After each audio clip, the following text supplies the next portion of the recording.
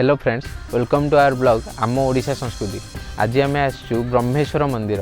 पूर्व वीडियो रे आपण मैंने देखी भास्करेश्वर मंदिर, ताहार सम्मुख में ब्रह्मेश्वर मंदिर अवस्थित। चलतु जीवा मंदिर बुली देखिबा।